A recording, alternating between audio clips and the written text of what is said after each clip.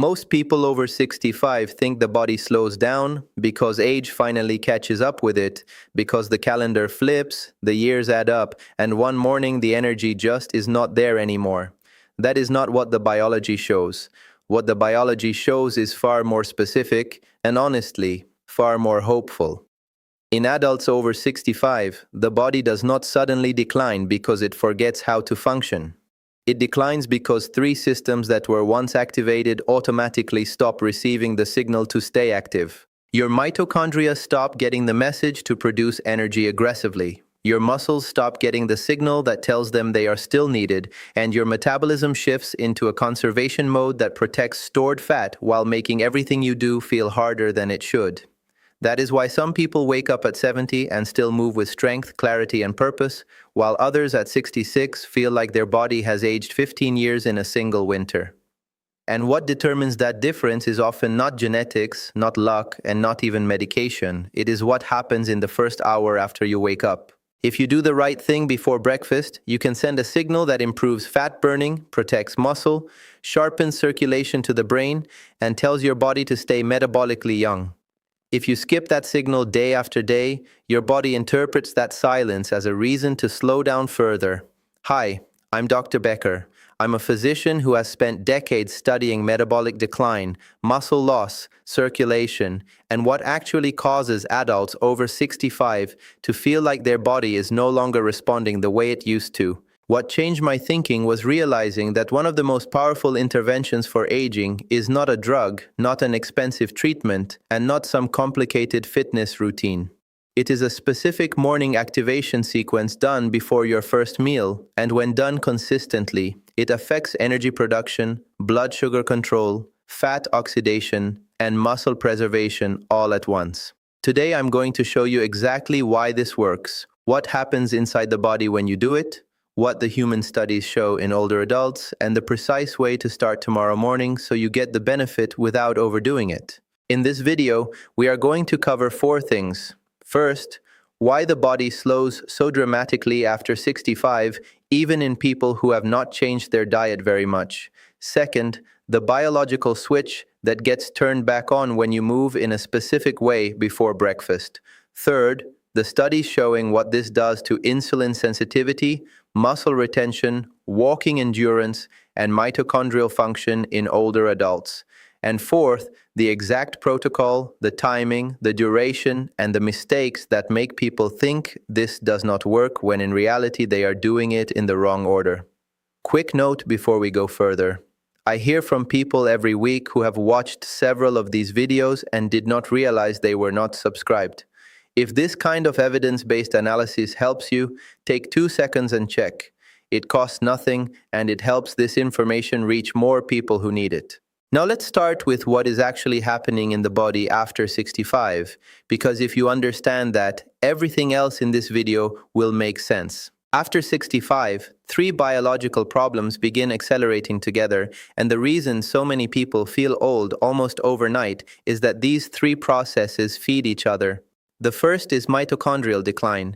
Your mitochondria are the power-producing structures inside your cells. Every movement you make, every heartbeat, every thought, every muscle contraction depends on them. When you are younger, your mitochondria are more numerous, more efficient, and more responsive. But with aging, especially when mornings become more sedentary and the body starts spending long stretches in a fed, inactive state, mitochondrial output begins to fall. The result is not just lower energy, it is slower recovery, more stiffness, less tolerance for effort, and that feeling that simple tasks somehow cost more than they used to. The second problem is anabolic resistance. This is one of the most important aging concepts almost nobody explains clearly. When you are 30, your muscles respond quickly to movement and protein. The signal to repair and rebuild is strong.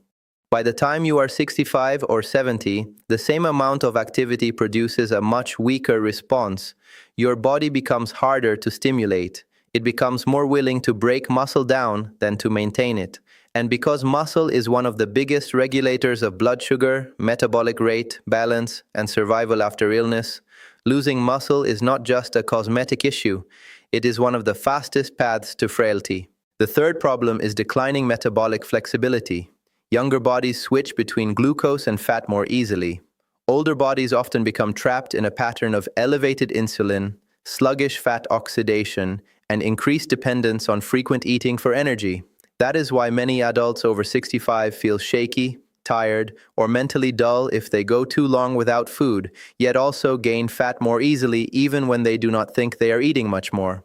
The body becomes less efficient at using stored energy and more protective of fat around the abdomen. And here is what almost nobody tells people. These three problems do not happen separately, they amplify each other. When mitochondria produce less energy, your willingness to move drops. When you move less, muscle signaling weakens further. When muscle signaling weakens, you lose muscle. When you lose muscle, blood sugar control worsens. When blood sugar control worsens, insulin stays higher. When insulin stays higher, fat burning drops.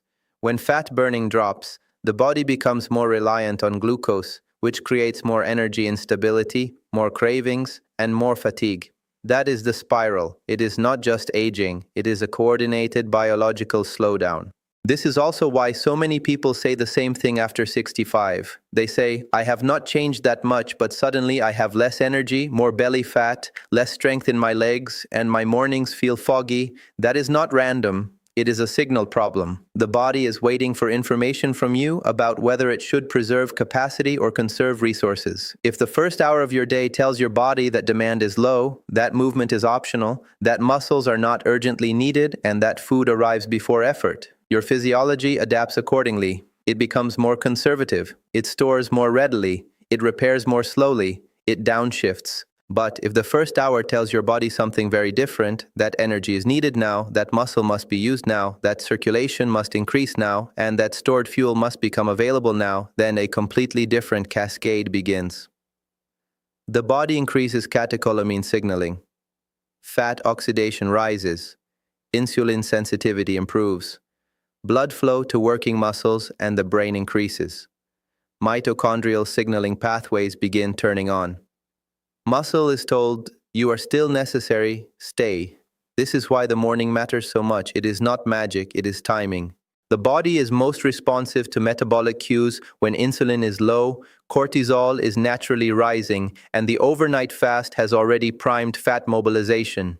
If you waste that window by lying still too long, eating immediately, or staying seated while the body is waiting for direction, you miss the easiest opportunity to create momentum in your favor.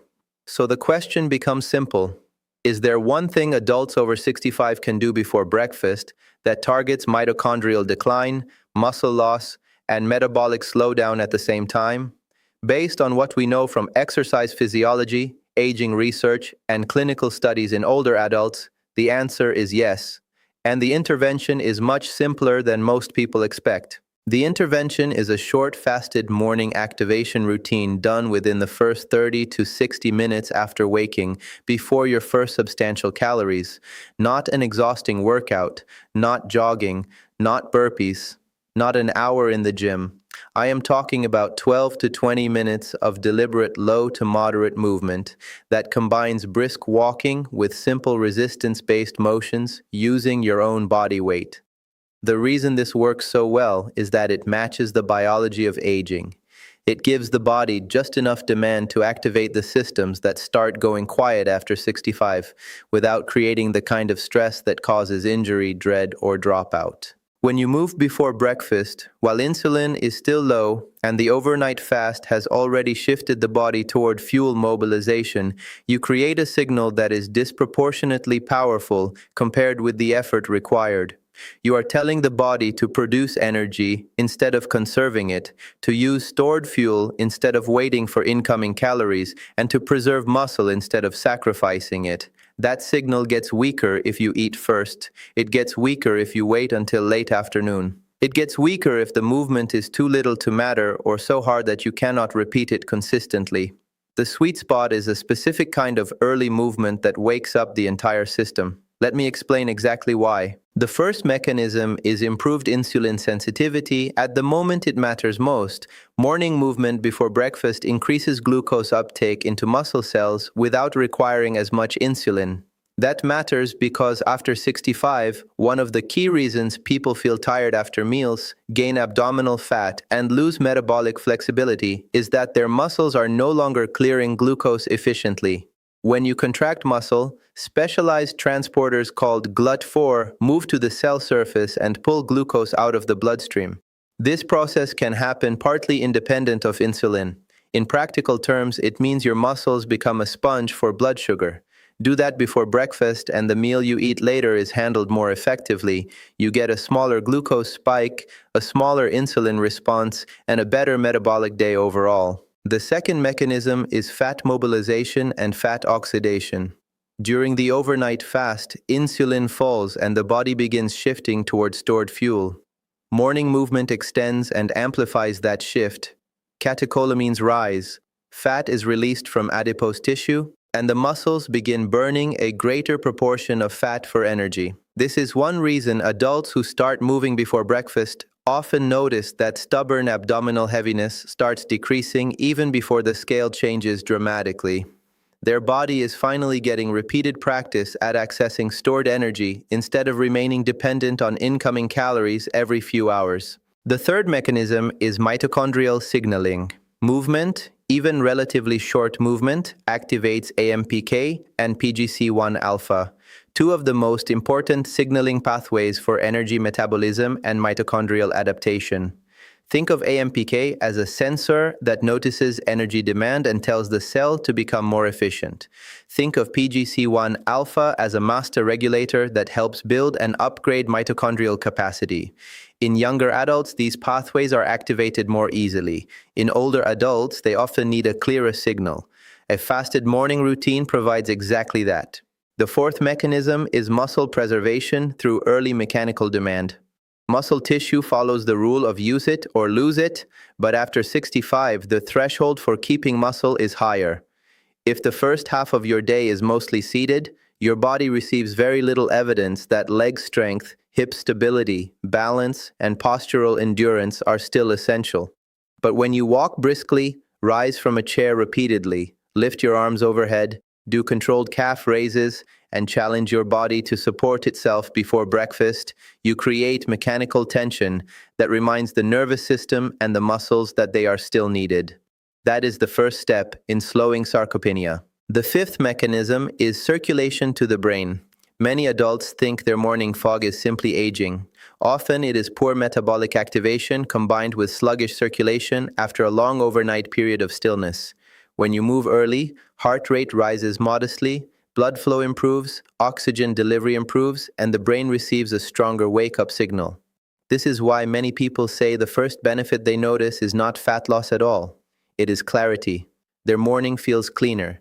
Their thinking feels faster. The sixth mechanism is hormonal timing. Cortisol naturally rises in the early morning. People hear the word cortisol and think only of stress, but cortisol in the morning is supposed to help mobilize energy and prepare the body for activity. If you pair that natural hormonal rise with movement, you use it the way biology intended. If you pair it with prolonged sitting, immediate refined carbohydrates, or complete inactivity, you blunt the advantage of that natural rhythm. The seventh mechanism is appetite regulation. A properly dosed morning activation routine often reduces erratic hunger later because it stabilizes blood sugar and improves metabolic flexibility. Many people think movement will make them ravenous. When the intensity is appropriate, the opposite often happens. Hunger becomes calmer, not louder. And for adults over 65 who want to maintain muscle while reducing abdominal fat, calmer hunger is a major advantage because it makes better food choices easier without constant willpower. Now let's talk about what the human studies actually show, because this is where people realize this is not just theory. In older adults, fasted or pre-breakfast walking has been associated with improved insulin sensitivity, better fasting glucose control, and greater reliance on fat oxidation compared with remaining sedentary through the morning. Studies on simple resistance movements in adults over 65, including repeated site-to-stands, stair climbing, and brief bodyweight training, show improvements in leg strength, gait speed, and functional capacity even when the total daily exercise time is modest. Research on morning exercise timing also suggests that early movement helps entrain circadian rhythms, which can improve daytime alertness and nighttime sleep quality. And when you combine walking with low-load resistance work, older adults frequently improve not only endurance but the ability to maintain lean mass during periods of fat loss. That matters enormously because losing weight without preserving muscle is one of the biggest mistakes adults make after 65. The goal is not just to weigh less. The goal is to move better, think clearer, and keep the tissue that keeps you independent.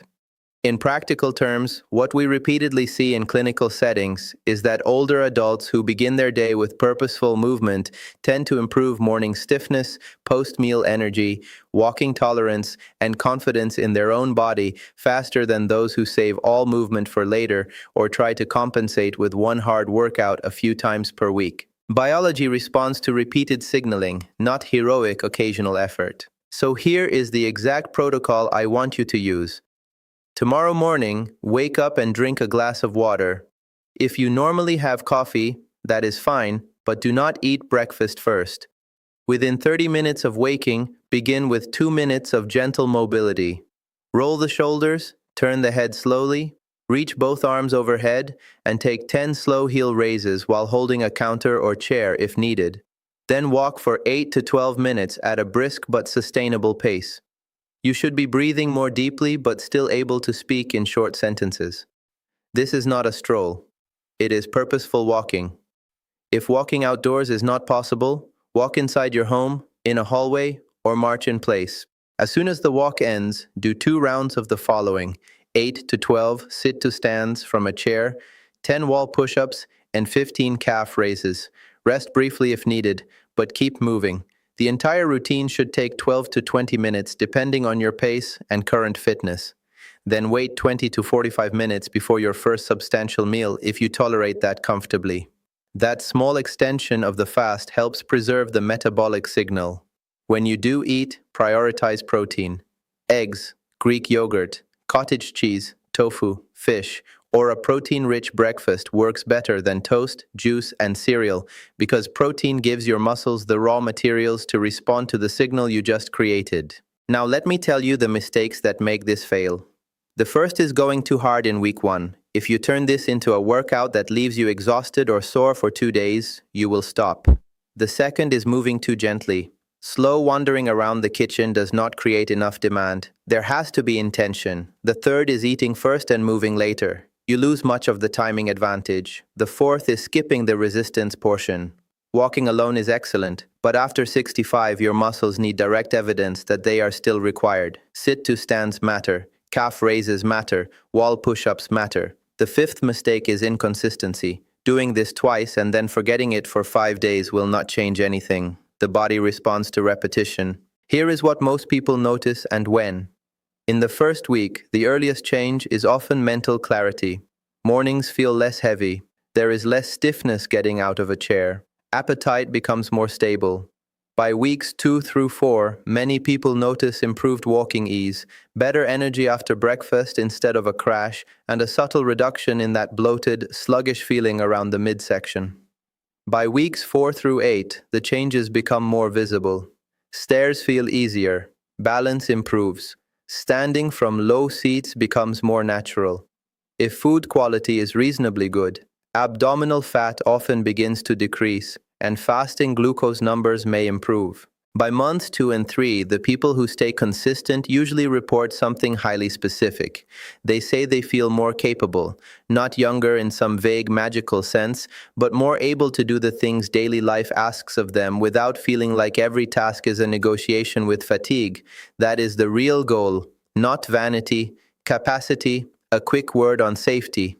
If you have unstable heart disease, severe balance problems, advanced neuropathy, recent surgery, uncontrolled diabetes, or any condition that makes morning activity risky, talk with your physician and modify the routine appropriately. This is not about intensity, it is about signaling. Some people will start with 5 minutes of walking and 5 chair rises. That is fine. Some will do the routine holding onto a counter. Also fine. The body does not need perfection to respond. It needs a clear, repeatable signal. One more point matters here. and it is overlooked constantly. The body adapts to expectation. If every morning begins with immediate food and immediate sitting, the body expects low demand and prepares for low demand.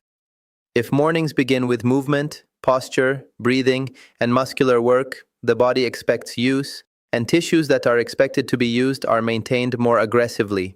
That includes leg strength, balance reactions, vascular responsiveness, and even confidence. Confidence matters because adults who trust their body move more throughout the day, and that extra spontaneous movement compounds the effect of the morning routine. The morning routine is not the whole answer. It is the ignition key. It starts a chain reaction that changes the next hour, the next meal, the next set of choices, and often the entire tone of the day. That is why a short intervention can produce a disproportionately large result. That is why mornings become biologically powerful after 65. Look, after 65, the body is always listening. It is listening for evidence about whether strength is still required, whether energy should still be produced aggressively, whether balance still matters, whether muscle is worth preserving, whether stored fat should remain locked away or become available for use. Most people assume that aging is simply the body making that decision on its own. It is not. Your daily habits vote on that decision over and over again. And the first vote of the day is one of the most powerful. The people I have seen maintain their energy, mobility, and independence the longest are usually not doing extreme things.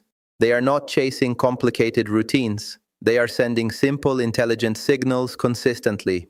A short walk, a few controlled strength movements, the right timing, then protein. Nothing glamorous, but biologically, it is exactly what an aging body needs. So start tomorrow. Wake up, drink water, move before breakfast, walk with purpose, use your muscles, then eat protein. Give it 6 to 8 weeks before you judge it. Your body may not need a miracle. It may just need the right message at the right time. If this kind of evidence-based breakdown helps you, subscribe and let me know in the comments what part of the morning routine feels hardest for you right now. In the next video, I'm going to break down the breakfast foods that speed up body slowdown after 65 even when people think they are eating healthy. Keep investigating, stay consistent, and I'll see you in the next one.